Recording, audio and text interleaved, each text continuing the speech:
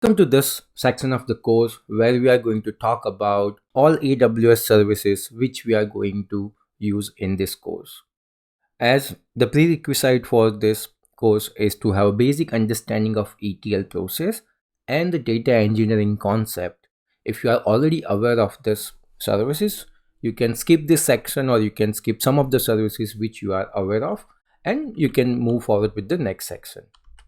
So what is the goal of this section? So what we want student to understand that all the AWS services which we are going to utilize in this course. Like when you talk about the AWS Glue, it includes like crawler, job, catalog, trigger, and workflow. So we'll be creating those services in this one-on-one using the AWS console. We'll go over those services. We'll look at the different configuration properties of these services.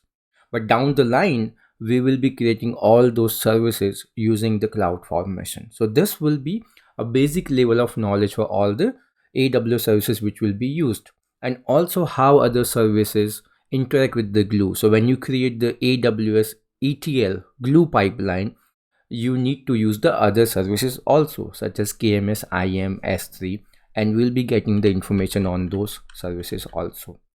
So when you look at the AWS Glue, it's a ETL tool. And when we talk about the ETL pipeline, we need to have a source and target. And in this course, we are going to use the S3 and the Glue catalog both as our source and S3 as a target also. So in the ETL pipeline, you want to make sure the data is encrypted. So we will be using the KMS to encrypt our data.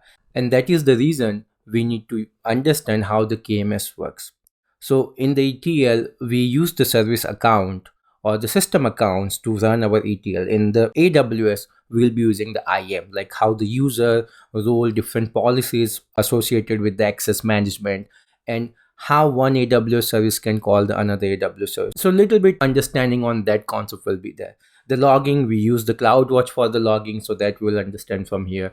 And the whole release management system, which is done using the cloud formation template in AWS SNS for sending notifications. So those are the different services we'll be using, and that's the reason it's a good overview of those services will be provided here. So the objective behind is this: in the later section, when we create all the services using the cloud formation, our AWS Glue pipeline, the student should be able to understand how the services will be interacting with each other. And when we discuss about or talking about any services, we should be able to understand why we are using them or what are the concepts behind them. So it's a introduction to all the different ETL AWS components which we'll be using in this course to create our AWS Glue pipeline.